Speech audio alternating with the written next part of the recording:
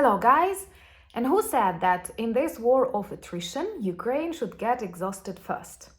We are super motivated. For us, this war is about the defense of our motherland, the survival of Ukraine as a country and us as people.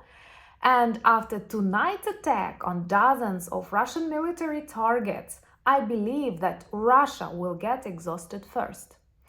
Finally, I guess the restriction to target Russian oil refineries was lifted because even Trump realizes Putin does not want peace. And thus, Ukrainian drones set ablaze a huge oil refinery in Samara region and another one in Ryazan. Military air bases, military facilities were also demilitarized. And such attacks on Russia that is unable to protect its strategic objects actually expose its weakness to the main ally of the Kremlin, to the sponsor of this war, China. So for us in Ukraine, the strategy remains the same, to defeat and demilitarize Russia. And if you want to experience that together, subscribe and share these videos to demonstrate solidarity with Ukraine. My name is Anna, I'm from Ukraine, I'm in Ukraine, and here we continue our new Russian geography lesson. This night it was loud in dozens of their regions, and all because millions of Russians supported the idea of Putin's blitzkrieg, and then together with Putin failed to achieve success in this blitzkrieg. Now, after 3.5 years, this war is often described as the war of attrition, and that is true. But somehow, Ukraine is constantly underestimated.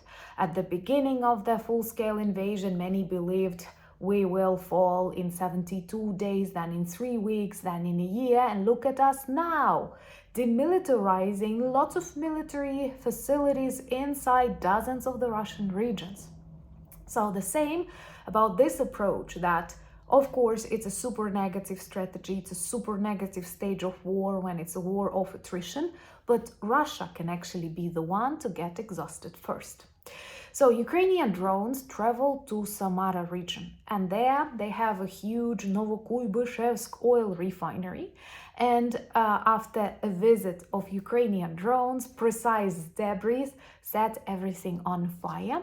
And perhaps the explosions, the detonations, generously shared by lots of Russians online, demonstrate that the damage was huge. And I cannot count how many tons of evil fuel were burned. You have to understand that it's not just a serious hit on the already collapsing Russian economy, but it is also lots of innocent lives saved, because this fuel, this oil products are used by the Russian military.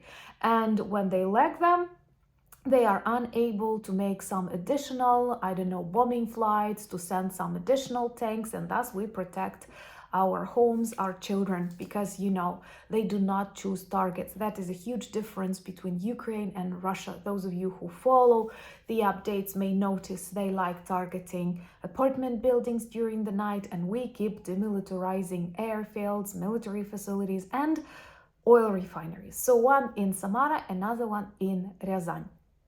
This is specifically interesting in the context of real fuel shortages inside Russia.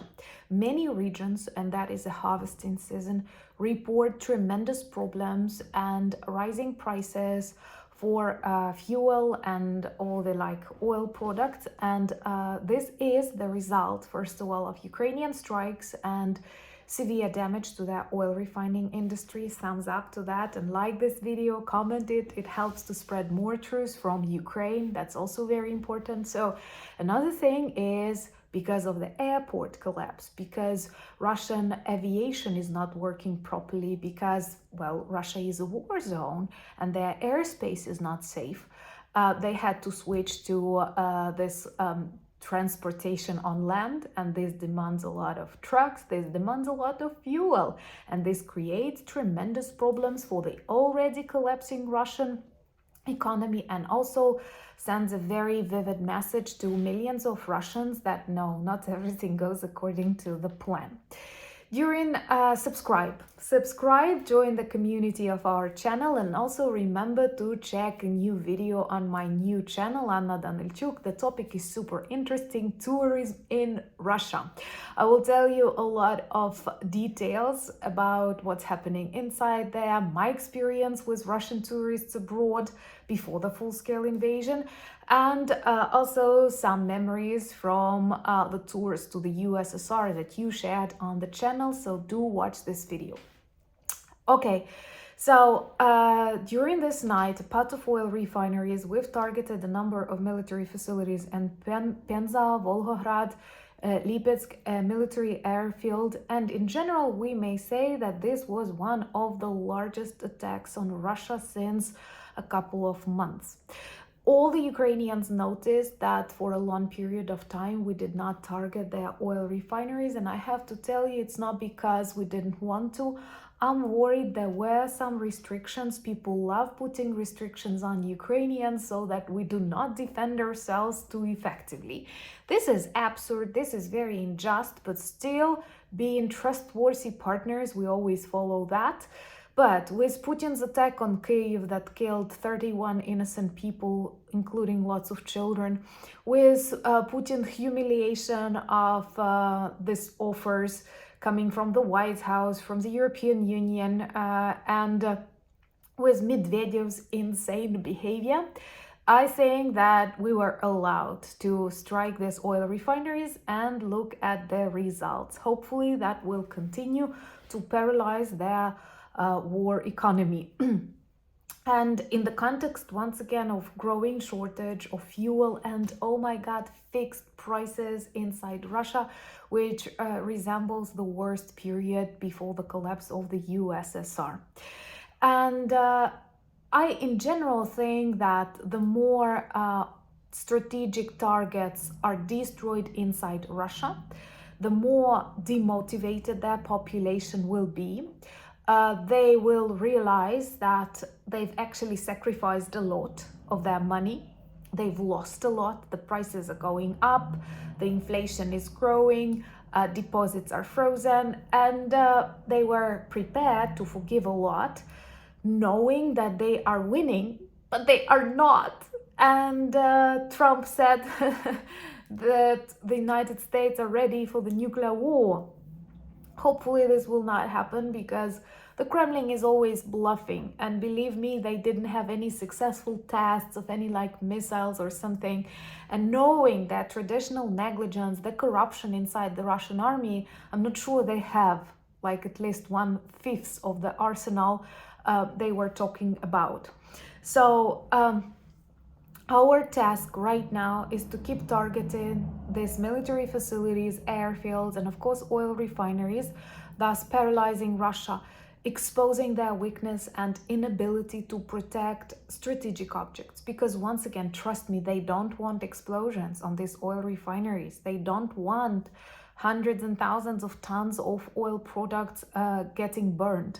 They realize that they are super dependent on money from China and on the image that Putin exposes. But I don't know if you watched that recent interview of Lukashenko and Putin, and oh my God, they look pathetic. They look like this, I don't know, ghosts out of the bunker. And definitely with their speeches, with their messages, with their attacks on innocent Ukrainians, with their hybrid warfare against your countries, with their hackers' attacks against your countries, we clearly see that Putin is not interested in a political dialogue with Zelensky. Okay, but Putin is not interested in the political dialogue with Trump. Putin is not interested in the political dialogue at all, because he is not okay. When will global leaders finally act from this perspective? That no, he is not a cruel leader of the unpredictable large country, but he is a crazy maniac hiding in the network of his bunkers. What animals do like that? Oh my God. Even, I don't know, mice are braver than Putin. He is never on the front lines. So anyway, It's super important to expose Russia's weakness. It's super important to keep defeating them on the military battlefield and to remain united in this political, diplomatic field. But the only real, fast, effective working peace plan is, to defeat and demilitarize Russia. Please share these videos to remind others. Like, comment, join the community if you're new, and also follow me on X, Instagram, 25,000 friends there, Threads, Blue Sky, and join the Discord community. The link's in the description of this video. Check our merch shop, lots of good items that work well as reminders and conversation starters about Ukraine, and we need that. And also thank you for buying me coffees, becoming my patrons and sponsors of the channels. That means a lot, and that gives me more opportunities to work, film, think, and write. Thank you once again. Thank you for standing with Ukraine. Slava Ukraini!